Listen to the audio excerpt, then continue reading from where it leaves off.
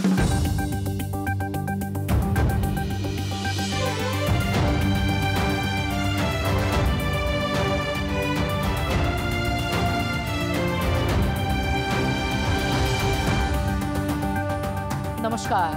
कान्तिपुर समाचारमा स्वागत छ।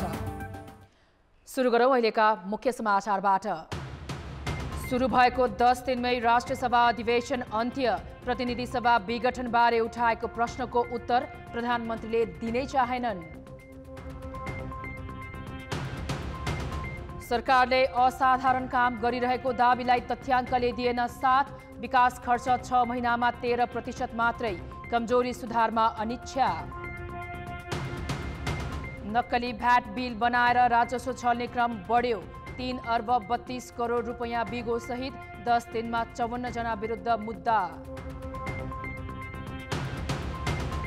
स्पेनमा 50 वर्ष यताकै सबैभन्दा ठूलो हिम आँधी। 4 जनाको मृत्यु, 1500 को उद्धार।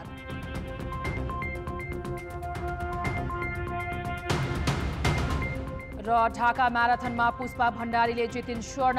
अन्तर्राष्ट्रिय म्याराथनमा स्वर्ण जित्ने पहिलो नेपाली महिला।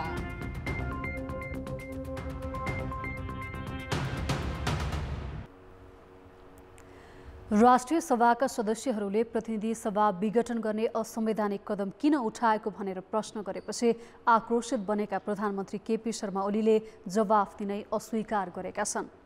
राष्ट्रिय सभाको आजको बैठकमा विपक्षी दल नेपाली कांग्रेसका सांसदहरूले प्रधानमन्त्री ओलीले संविधान विपरीत प्रतिनिधि सभा विघटन गरेको भन्दै आलोचना गरेका थिए।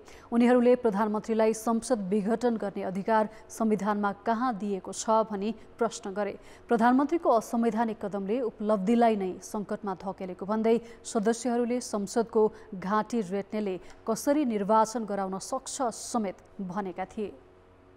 नेकपा भित्र पनि र नेकपाको संसदीय दलभित्र उहाँ बहुमतको कमान्ड गर्नुहुन्थ्यो, तर आफ्नै केही साथीहरूले उहाँलाई काम गर्नबाट रोके र पुरै पार्लियामेन्टको 64% उहाँ कमान्ड गर्ने सम्माननीय प्रधानमन्त्रीजी हुनुहुन्थ्यो भन्ने उहाँ दाबी गर्दै हुनुहुन्छ। संविधान च्यातेर निर्वाचन कसरी हुन्छ? नहर भत्काएर रोपाइँ गर्न जा भने जस्तो भएन। नहर नबनेसम्म रोपाइँ हुन सक्दैन। संविधान बचे चुनावमा जाउँला। चुनाव त राजाले पनि गर्छु भनेका थिए। जमिन खोजेको चित्र बाँड्नुभयो। चुचे जमिन ल्याउन नसकेर संसद भङ्ग गर्नुभएको हो। 119 राज लेखेको छ। यहाँले महाराज घोषणा गरियोस् भनेर राष्ट्रपति कहाँ पठाउनु होला? राष्ट्रपतिले त्यो विज्ञप्ति जारी गर्नु होला के हामीले राष्ट्रपति महाराज भनेर मान्ने? राष्ट्रिय सभाका सदस्यहरू आफूमाथि खनिएपछि प्रधानमन्त्री ओलीले पनि जवाफ दिन चाहेनन्। उनले दलीय राजनीतिको उपस्थिति देखाएको भन्दै सबै प्रश्नको उत्तर दिन आवश्यक नरहेको बताए। मैले संसद विघटनको सिफारिस गर्दासम्म म सर्वसम्मत बहुमत प्राप्त दलको संसदीय दलको नेता हुँ। सर्वसम्मत नेता कुरा त्यो। यसमा पनि अलमलमा पर्नु या भ्रममा पर्नु आवश्यक छैन भन्ने कुरा म निवेदन गर्न चाहन्छु साथीहरूलाई। यसमा भ्रममा नपर्नु। र मेरो सुझाव के छ सबै साथीहरूलाई भने अब यो तर्क वितर्कमा लाग्नभन्दा तपाईँहरूलाई त आनन्द छ, चुनाव लड्नु पर्दैन।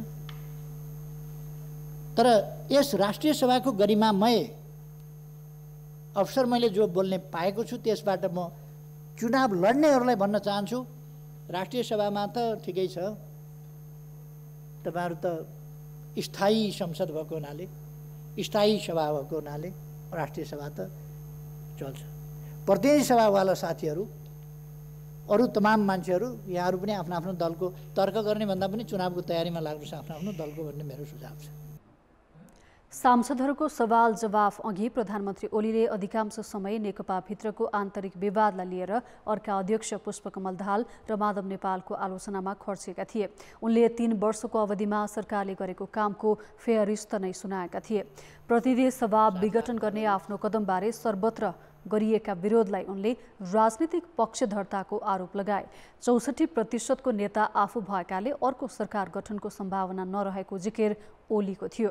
परराष्ट्र मन्त्रीको माघ 1 गतेदेखि हुने भारत भ्रमणमा नेपालको मिचिएको भूमि समेटेर बनाइएको नक्सा राखेर वार्ता हुने र जमिन फिर्ता गरेरै छाड्ने प्रधानमन्त्रीको दाबी छ।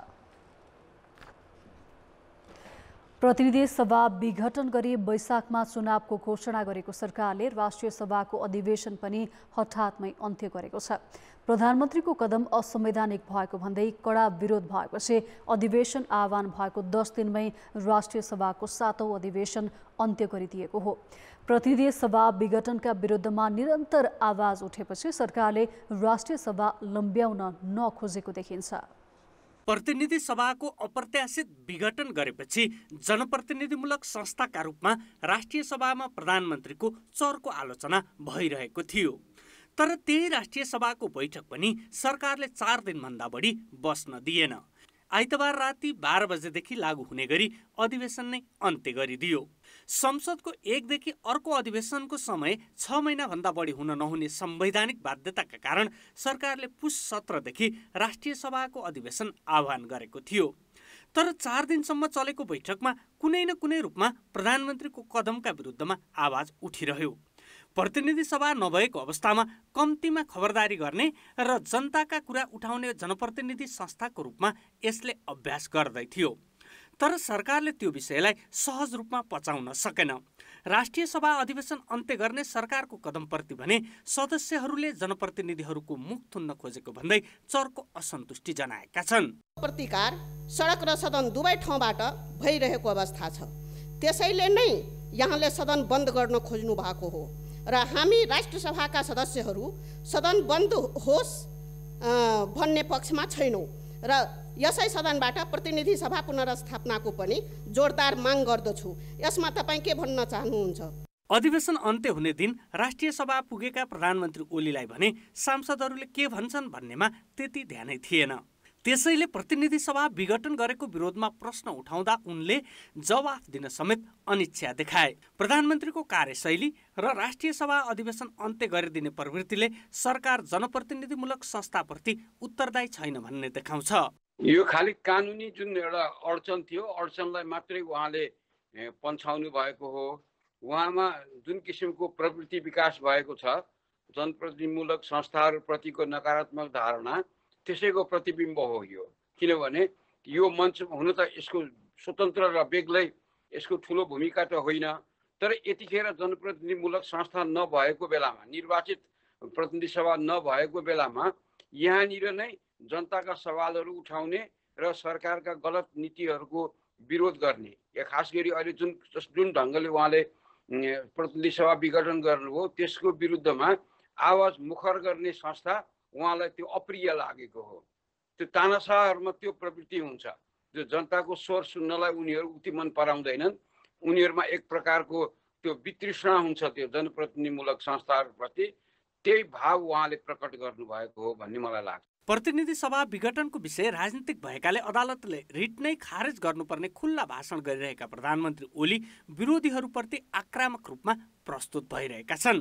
तर उनी आफूप्रतिको विरोध सुन्नै चाहन्नन्। त्यसैले राष्ट्रिय सभाको अधिवेशन अन्त्य पनि सरकार विरुद्धका आवाज रोक्नका लागि चालिएको कदम अन्तर्गतकै रणनीतिका रूपमा देखिएको छ। कान्तिपुर समाचारका लागि दीपक आचार्य, काठमाडौँ। प्रतिनिधि सभा विघटनको विपक्षमा उभिएका पूर्व प्रधान न्यायाधीशहरूलाई प्रधानमन्त्री केपी शर्मा ओलीले धम्क्याएको भन्दै नेकपाकै दाहाल नेपाल समूहले आपत्ति जनाएको छ। पार्टी कार्यालय पेरिस डाँडामा आज बसेको अध्यक्ष दाहाल नेपाल समूहको सचिवालय बैठकले 4 जना पूर्व प्रधान न्यायाधीश अभिव्यक्तिप्रति प्रधानमन्त्री ओलीले गरेको टिप्पणी आपत्तिजनक भएको ठहर गरेको हो। प्रतिनिधि सभा विघटन गर्ने ओलीको कदम विरुद्ध बोलेकै भरमा पूर्व प्रधान न्यायाधीशलाई धम्क्याउने काम प्रधानमन्त्रीबाटै भएको नेकपाको दाबी छ। एउटा जिम्मेवार नागरिकको हैसियतमा अहिलेको प्रतिनिधि सभा विघटनका बारेमा संवैधानिक व्यवस्था के छ भन्ने सम्बन्धमा आफ्नो दृष्टिकोण सार्वजनिक गर्दै संयुक्त वक्तव्य दिनुभएकोमा उहाँहरूलाई प्रधानमन्त्री केपी शर्मा ओलीले अपमानित गर्ने र धम्क्याउने काम गर्नुभएको छ। यो कार्य अत्यन्तै आपत्तिजनक छ र हाम्रो पार्टीको आजको बैठकले यसको प्रतिवाद गर्दै कडा शब्दमा भर्त्सना गरेको छ। बैठकले नागरिकले स्वतन्त्र विचार राख्न पाउने संवैधानिक हकको सम्मान गर्न समेत प्रधानमन्त्री ओलीलाई सुझाव दिएको छ। 3 दिन अघि 4 जना पूर्व प्रधान न्यायाधीश मीन बहादुर रायमाझी, अनुपराज शर्मा, कल्याण श्रेष्ठ र सुशीला कार्कीले विज्ञप्ति मार्फत प्रतिनिधि सभा विघटन कानुन विपरीत ठहर गरेका थिए। त्यसप्रति आपत्ति जनाउँदै प्रधानमन्त्री ओलीले हिजो एक कार्यक्रममा चर्को आलोचना गरेका थिए। प्रतिनिधि सभा विघटन गर्ने प्रधानमन्त्रीको कदमको विरोध गरिरहेको नेपाली कांग्रेसमा सडक संघर्ष चर्काउने कि चुनावको तयारी थाल्ने भन्ने शीर्ष तहको विवाद सतहमै देखिएको छ। कांग्रेस सभापति शेरबहादुर देउवा र वरिष्ठ नेता रामचन्द्र पौडेल बीच चुनाव कि आन्दोलन भन्नेमा आइतबार भनाभन्नै चल्यो। नेपाली कांग्रेसका संस्थापक नेता सूर्य प्रसाद उपाध्यायको स्मरणमा लेखिएको पुस्तक सार्वजनिक गर्ने कार्यक्रममा सभापति देउवा र वरिष्ठ नेता पौडेल बीच चुनावमा जाने कि सङ्घर्षमा भन्ने विषयमा सार्वजनिक रूपमै भनाभन भएको हो। वरिष्ठ नेता पौडेलले विघटन विरुद्ध सङ्घर्ष चर्काउनु पर्ने बताइरहँदा सभापति देउवाले बीचमै आपत्ति जनाएका थिए। हामी यहाँ जिउँदै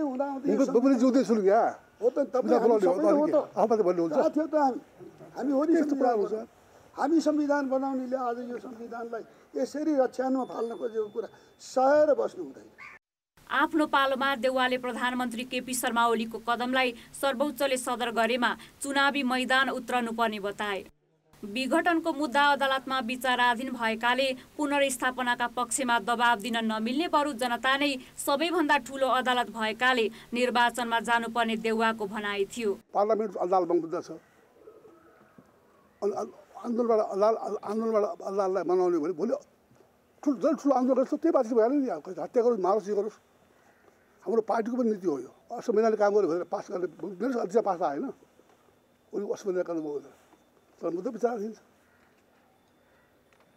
पार्लियामेन्ट फिर्ता गऱ्यो भने ठिक छ, हामीले असंवैधानिक भने हामी जिती भयो। अब चुनाव भइहाल्यो भने चुनाव गर्न पाउनु, चुनाव भाग लिनु भन्ने मिल्छ अहिले। तर पौडेलले भने असंवैधानिक कुरालाई व्यवस्था गरेर चुनावमा जानै नहुने बताए। लोकतन्त्रमाथि नै प्रहार भएका बेला पुनर्स्थापनाका पक्षमा नउभिएर चुनावको ओकालत गरेको भन्दै पौडेलले देउवाको आलोचना गरे। अदालतले न्याय हामीलाई दिनुपर्छ, किनभने संविधानमा कहीँ पनि विघटन गर्ने ठाउँ छैन। धारा 76 को उपधारा 5 को प्रधानमन्त्रीले मात्रै यो विघटनको सिफारिस गर्न सक्छ, अरू कसैले यो संविधानमा छैन। प्रतिनिधि सभा विघटन सम्बन्धमा सर्वोच्च अदालतमा 13 वटा मुद्दा विचाराधीन छन्। तर विघटनलाई असंवैधानिक र तानाशाही कदम भन्दै विरोधमा उत्रे पनि कांग्रेसमा पुनर्स्थापना कि निर्वाचन भन्नेमा मतभेद छ। सभापति देउवा चुनावमा जानुपर्ने पक्षमा छन् भने वरिष्ठ नेता पौडेल पक्ष प्रतिनिधि सभा पुनर्स्थापनाको आन्दोलन चर्काउनु पर्नेमा छ। शीर्ष नेतृत्व नै विभाजित र भनाभनमा उत्रेपछि नेता कार्यकर्ता पनि अलमलमा छन्। कान्तिपुर समाचारका लागि क्यामेरामा मुरारी घिमिरेका साथ अञ्जना लामिछाने, काठमाडौँ। नागरिक समाजका अगुवाले प्रतिनिधि सभा पुनर्स्थापना गर्नुपर्नेमा जोड दिएका छन्। नागरिक अगुवा देवेन्द्र राज पाण्डे र कृष्ण पहाडीले आज संयुक्त विज्ञप्ति जारी गरेर पार्टीको आन्तरिक किचलोलाई लिएर स्वेच्छाचारी तवरमा प्रतिनिधि सभा विघटन गरिनु प्रतिगमनको अंश भएको बताएका छन्। राजनीतिक नेतृत्व सुशासन कायम गर्नुभन्दा भ्रष्टाचारका ठूला घटना ढाकछोपमा लागेको र नागरिकमा आक्रोश बढेको विज्ञप्तिमा उल्लेख छ। उनीहरूले प्रतिनिधि सभा विघटनले परिवर्तन विरोधीहरू जागृत भई मोर्चाबन्दीतर्फ अग्रसर भएकाले नागरिक आन्दोलित हुनुलाई स्वाभाविक भनेका छन्। प्रधानमन्त्री केपी शर्मा ओलीको कदम प्रतिगमनका लागि औजार हुन पुगेको र कांग्रेस सभापति शेरबहादुर देउवाको ठुलमुले चरित्र चिन्ताको विषय भएको उनीहरूको भनाइ छ। प्रतिगमनको षड्यन्त्रलाई परास्त गर्नका लागि एकजुट हुन सबैसँग आह्वान गरेका छन्। समाचारमा पुनः स्वागत छ। प्रतिनिधि सभा विघटनको विरोधमा सडक सङ्घर्ष गर्ने कि चुनावको तयारी भन्ने दोधारमा देखिएको नेपाली कांग्रेस जनतामा जान थालेको छ। निर्वाचन क्षेत्र केन्द्रित सडक प्रदर्शन पनि गरिरहेका बेला कांग्रेस उपसभापति विमलेन्द्र निधिले आज निर्वाचनकै झल्को दिने गरी जनकपुरमा शक्ति प्रदर्शन गरेका छन्। केन्द्रमा प्रतिनिधि सभा विघटनपछि राजनीतिक दलहरूबीच तिक्तता र दूरी बढिरहेका बेला राजनीतिक दलका नेताहरू भने गाउँ-गाउँमा पुगेर शक्ति प्रदर्शनमा जुटेका छन्। नेपाली कांग्रेसका उपसभापति विमलेन्द्र निधि आज धनुषा पुगे।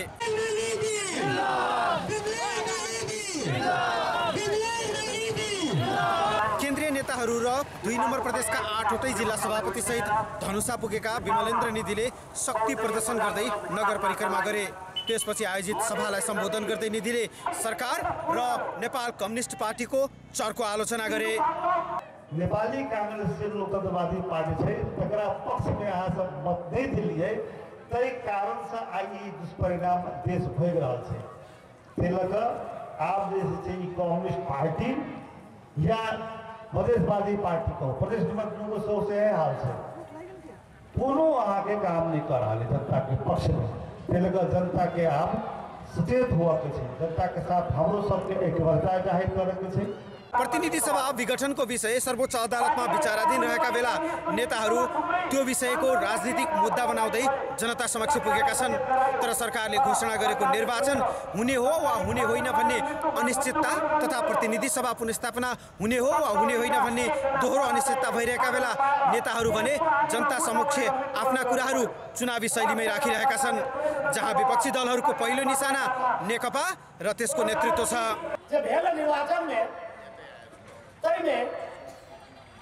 विमलेन्द्र निधि सन लोग जे जेल लेल गेल जे विकास प्रेमी नेता कांग्रेस के अपन इतिहास से चुनाव हारे राजेंद्र महतो सन ठेकेदार आ ठग नेता चुनाव जीते। और बताओ तो महासेठ जी जो पूर्व कर्मचारी है उस साहिब संसद में रहे तो उस साहिब संसद में रहे तो संसद पद पर चल गए। और नेपाली कांग्रेस पास आज संघर्ष में है। प्रतिनिधि सभा 25 गते के विघटन के कदम असंवैधानिक है और वह कदम अपन देश में संघर्ष के अपने के निम्ता दिले छे। प्रतिनिधि सभा विघटनपछि प्रधानमन्त्रीले घोषणा गरेको चुनावको मितिमा चुनावको तयारी गर्ने वा सडक सङ्घर्ष मार्फत संसद पुनर्स्थापनाको एजेन्डा उठाउने भन्नेमा कङ्ग्रेसमा मतभेद छ। तर सभापति शेरबहादुर देउवाले चुनावको प्रष्ट तयारी गर्न नेताहरूलाई निर्देशन दिएका छन् भने उपसभापति विमलेन्द्र निधिले पनि जनकपुरमा चुनावकै तयारी जस्तै गरी रोड शो तथा आमसभा गर्दै नेकपा र जनता समाजवादी पार्टीको पनि चर्को आलोचना गरेका छन्। कोरोना महामारीपछि तराईमा आयोजना गरिएको पहिलो आमसभामा कङ्ग्रेस उपसभापति विमलेन्द्र निधिले पहिलो निशाना नेकपा र उसको नेतृत्वलाई साधे भने दोस्रो जनता समाजवादी पनि उहाँको निशानामा थियो। कान्तिपुर समाचारका लागि अमरकान्त ठाकुर र डिपी उपाध्याय, जनकपुर। पूर्व राजा ज्ञानेन्द्र शाहले राष्ट्रिय अखण्डताका निम्ति एकताको गाँठो बलियो पार्न आह्वान गरेका छन्।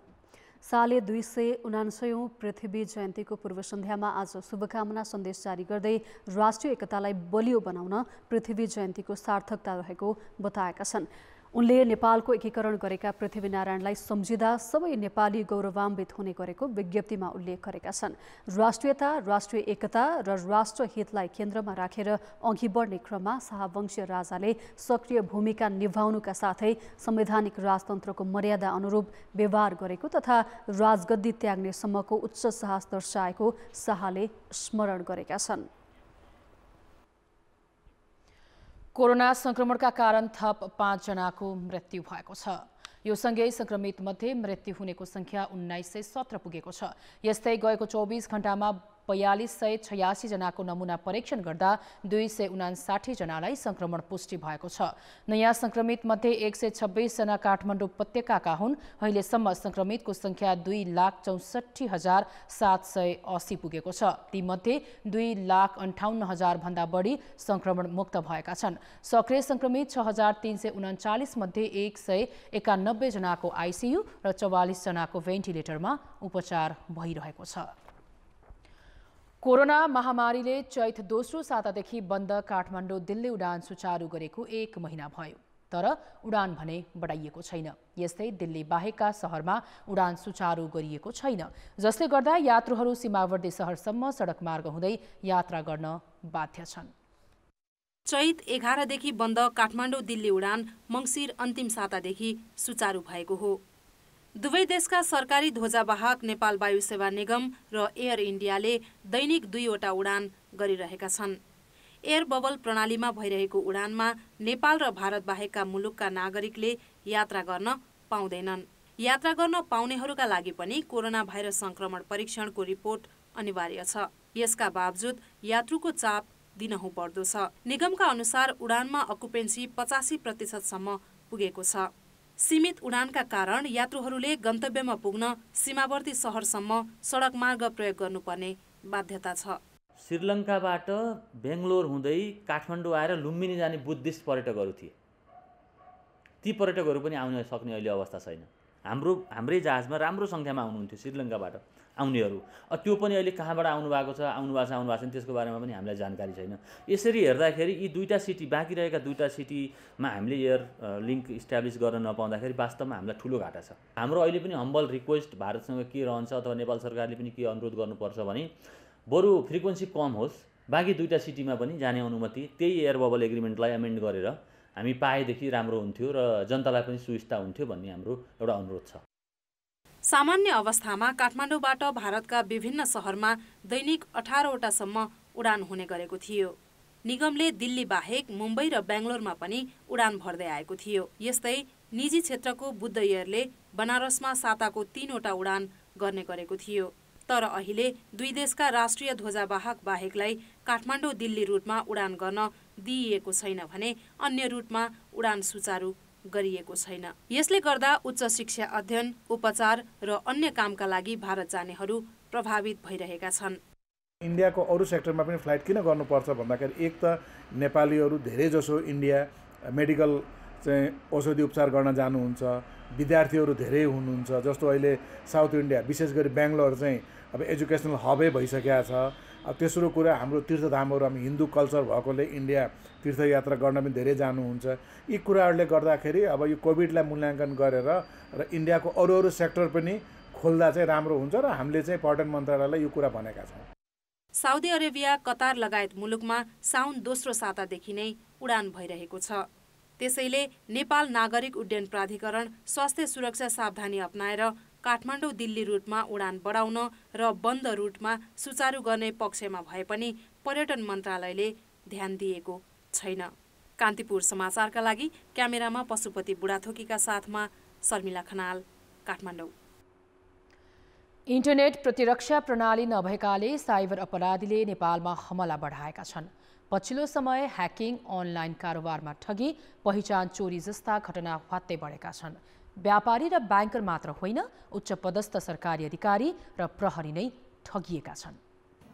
मङ्सिरको पहिलो साता बुटोलका 32 वर्षीय फेसबुक प्रयोगकर्तालाई एक महिलाले फ्रेन्ड रिक्वेस्ट पठाइन्।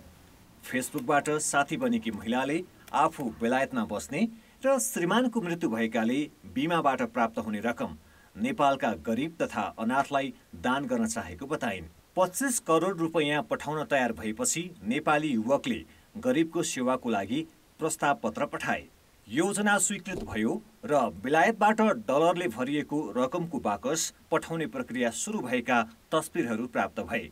रकम भारतका बन्दरगाहमा आइपुगेको र नेपाल राष्ट्र बैङ्कबाट समेत रकम भित्राउन आवश्यक अनुमति पाइएको मेसेज पनि आयो। डलरका बाकस कुरेर बसेका युवकलाई भारतीय भन्सारमा समस्या देखिएको भन्दै अर्को मेसेज आयो। मेसेजमा कामको सिलसिलामा आफू अन्य मुलुकमा भएकाले केही रकम भारतमा रहेका आफ्ना सहयोगीलाई पठाइदिन आग्रह गरिएको थियो।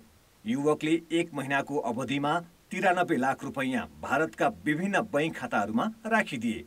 उनले सीमा क्षेत्रका भारतीय बैङ्ककै रकम जम्मा गरिदिएका थिए। बाकसका बाकस डलर हात पार्ने लोभमा घरखेत बन्दकी राखेका युवक अहिले ठग खोजिदिन आग्रह गर्दै प्रहरी कहाँ पुगेका छन्। भक्तपुर क्यान्सर अस्पतालमा श्रीमतीको उपचार गराइरहेका अर्का पीडितको कथा पनि मिल्दोजुल्दो छ। लोकेसन बेलायत देखाउने फेसबुकबाटै जोडिएकी महिलाले आफूलाई पनि क्यान्सर लागेर अन्तिम अवस्थामा पुगेको भन्दै तस्बिर पठाइन्।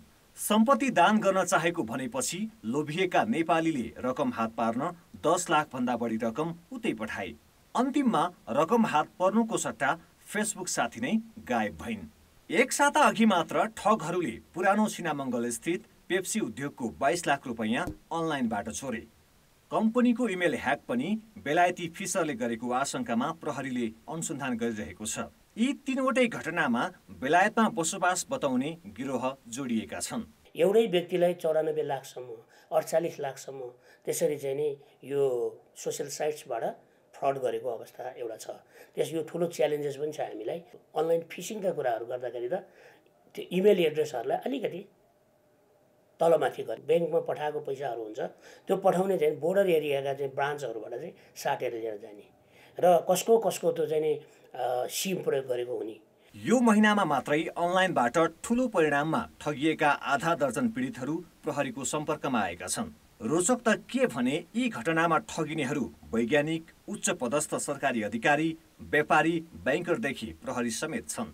तपाईको मोबाइलमा लोट्री परेको भन्दै लाखौं करोडौं रुपैयाँ जितेको वा कसैले धन सम्पत्ति दान गर्न चाहेको जस्ता मेसेजहरू आएका छन् भने खुसी होइन, सावधान रहनुहोला, किनकि त्यस्ता मेसेजहरू तपाईलाई जिताउन वा धनी बनाउन आएका होइनन्, ठगी गर्न आएका हुन्।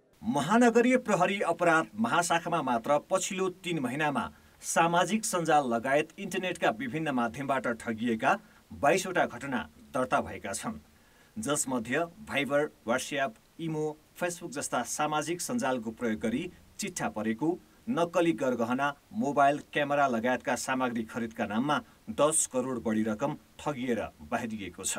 नक्कली आइडी खोलेर हुने यस्तो ठगीमा भारतीय सीमा क्षेत्रका केही युवालाई पनि प्रयोग गरिएको छ, जसमध्ये अधिकांशको कागजात बैंकिङ प्रयोजनको लागि अनजानमै दुरुपयोग भएको पाइएको छ।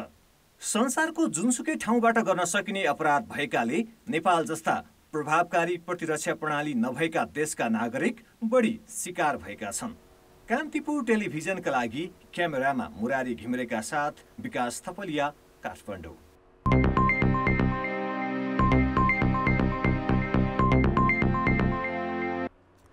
नक्कली भ्याट बिल बनाएर राजस्व छलेका घटना एकपछि अर्को गरी सार्वजनिक हुन थालेका छन्। राजस्व अनुसन्धान विभागले 10 दिनमा 54 जना विरुद्ध 3 अर्ब 32 करोड रुपियाँ बिगो कायम गरी मुद्दा दायर गरेको छ।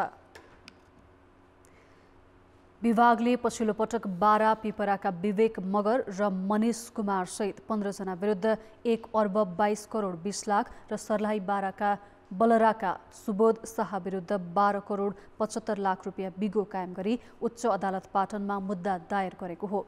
आर्थिक अवस्था कमजोर भएका मजदुरको नाममा फर्म दर्ता गरी ब्याङ्क खाता आफ्नै नाममा राखेर राजस्व छलेको पाइएको विभागको अनुसन्धानबाट देखिएको छ।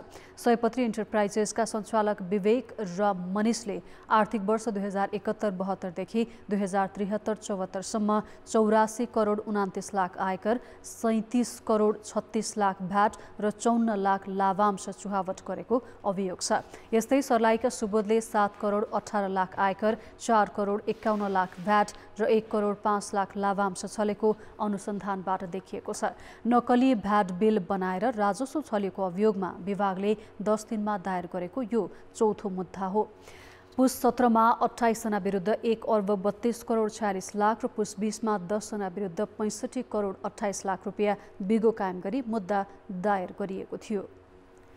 प्रतिनिधि सभा विघटनपछि चर्को विरोध सामना गरिरहेका प्रधानमन्त्री केपी ओलीले सरकारले असाधारण काम गरेको दावी गर्दै आएका छन्, तर तथ्य भने उनको दावी विपरीत छ।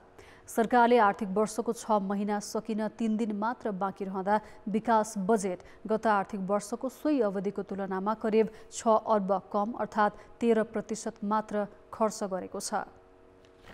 सरकारले विकास निर्माणका काम गरेको छ छैन भनेर मापन गर्ने मुख्य आधार उसले गरेको खर्च हो, तर प्रधानमन्त्री ओलीले भने जस्तो असाधारण काम भएको दावीलाई खर्चको तथ्याङ्कले साथ दिँदैन। आर्थिक वर्षको आधा समय सकिन 3 दिन मात्र बाँकी रहँदा विकास बजेट 13% मात्र खर्च भएको छ।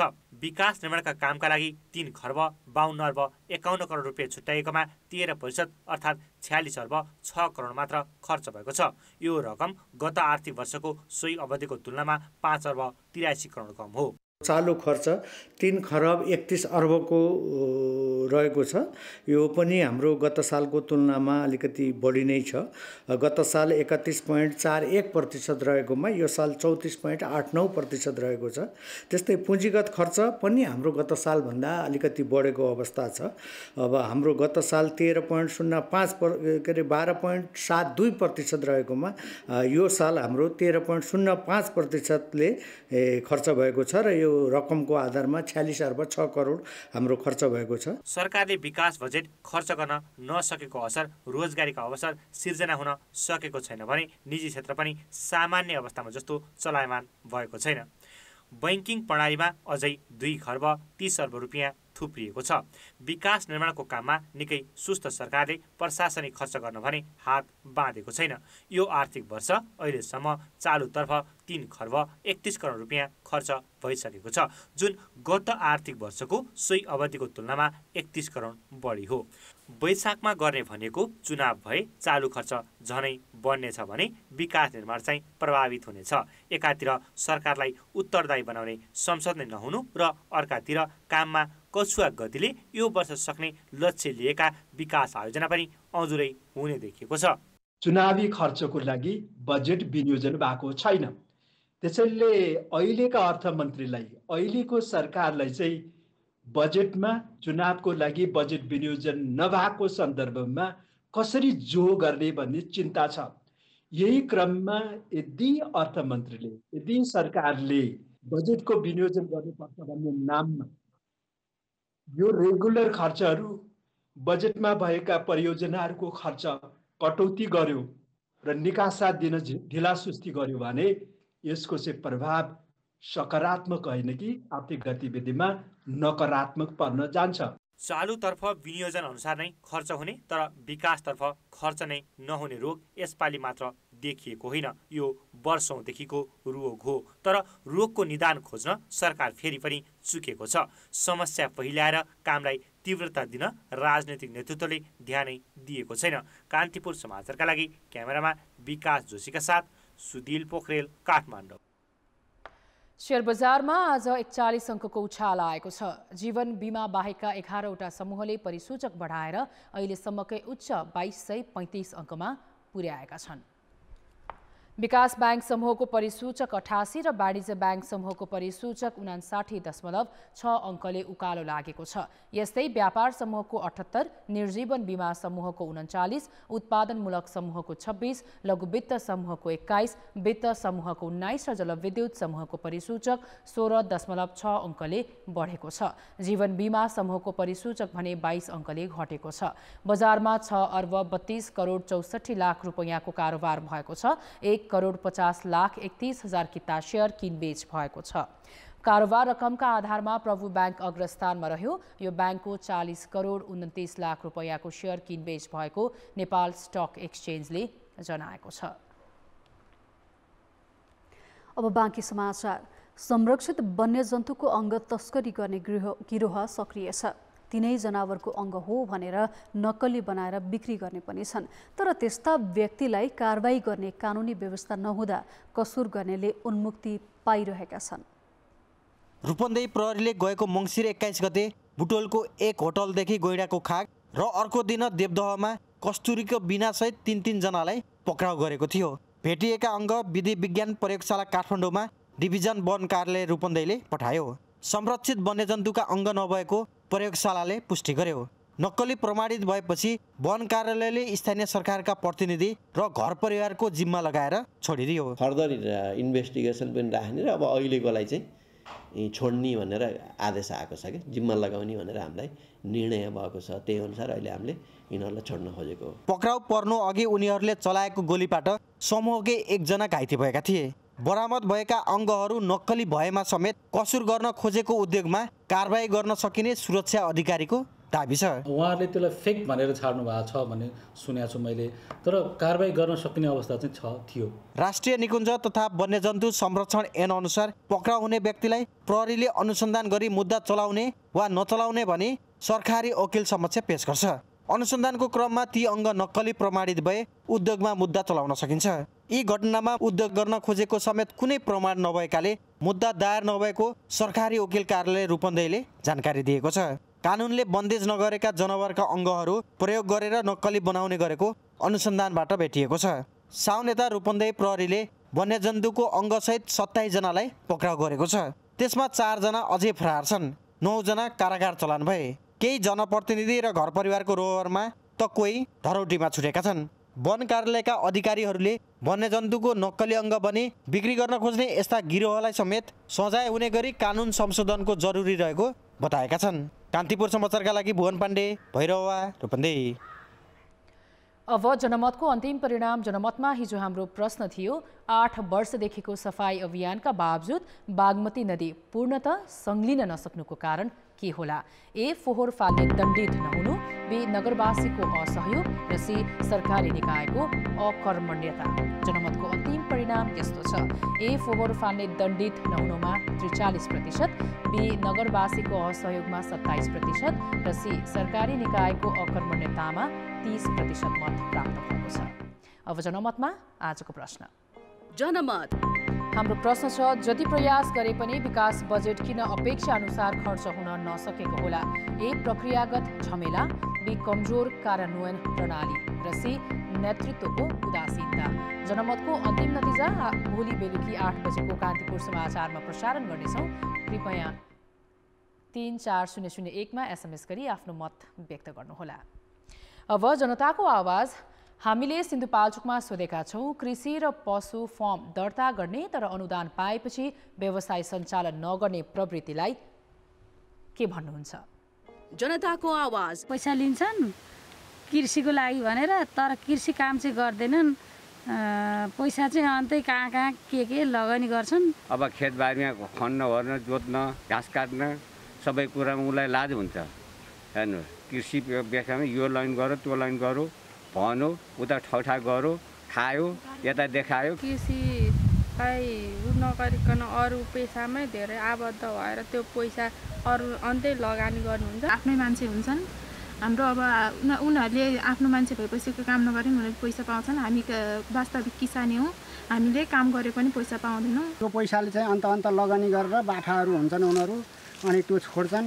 बाठाले खाने समय हो, हेर्नुहोस् त्यही हो, लाटो सोझाले पाउँदा नि पाउँदैन, दिँदा नि दिँदैनन्। सरकारको पैसा हो होइन, त्यो चाहिँ अब एउटा सित्तैमा आउने भएको कारण त्यसलाई चाहिँ सदुपयोग नगरिकन अब उसै अन्य काममा खर्च गरिरहेका हुन्छन्। छल कपट गरेर उनीहरूले खाने, अब अरूलाई देखाइदिने झुटो कुराहरू, त्यही हो। अब सत्य मान्छेले पाएका छैनन्। कृषि काम गर्नेहरूलाई लगानी गर्दैनन्, जुन नगर्ने त्यस्तोहरूलाई मान्छेहरूले काम गर्छन्, अनि तिनीहरूले चाहिँ अब अर्को व्यवसाय लगानी गरेर आफ्नो कुन कमाउन सक्छौँ त्यस्तोपट्टि लाउँछ नि।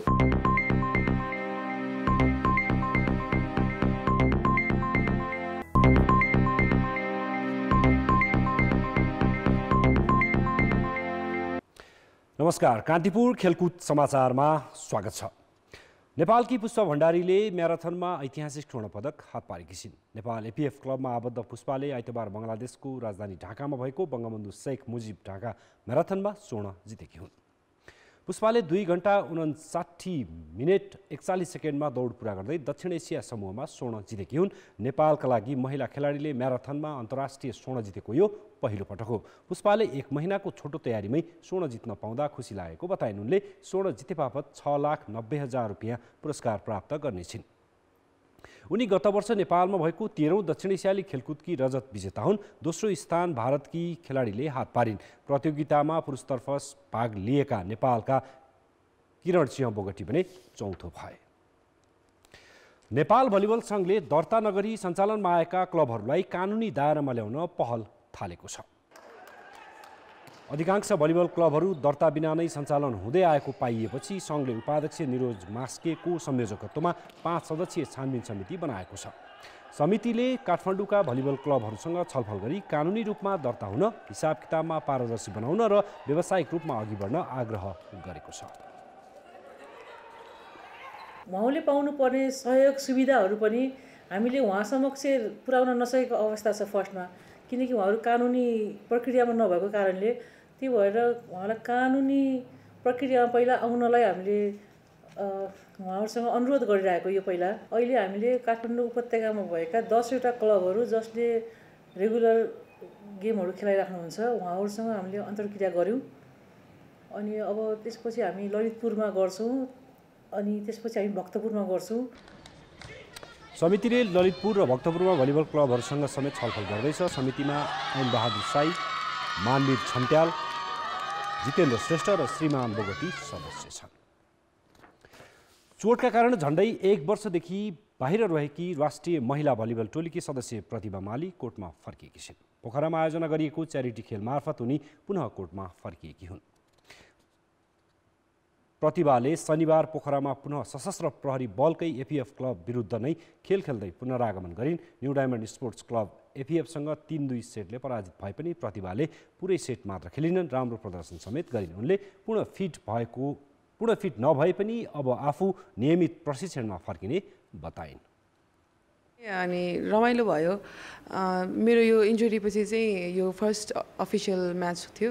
मेरो मल्टिलिगामेन्ट स्टियर भएको भएर चाहिँ अरूको भन्दा पनि अलिकति धेरै टाइम लाग्छ भन्नुभएको थियो फर्स्टमै, र अरूले चाहिँ 9 months 10 monthsमा कम ब्याक गर्छ भन्नुभएको थियो भने मैले चाहिँ 1 year नै रेस्ट गर्नुपर्छ भन्नुभएको थियो। त्यसरी नै डक्टरले भन्नुभएको जसरी नै 1 year पछि नै मैले खेल्न थालेको हो। प्रतिभाले गत वर्ष माघ 10 गते आरबिबी एनबिए क्लब च्याम्पियनसिपको 5औं संस्करणमा एपिएफ विरुद्धको फाइनल खेलमा चोट बोकेकी थिइन्। त्यसपछि उनको घुँडाको शल्यक्रिया गरिएको थियो।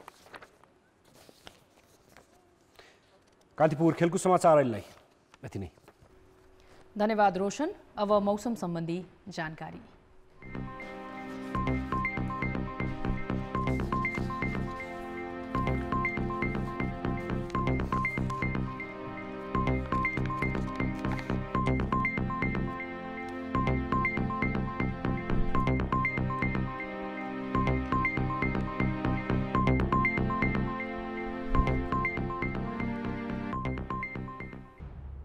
कान्तिपुर समाचार अहिलेलाई सकियो। कान्तिपुर टेलिभिजन हेर्दै गर्नुहोला।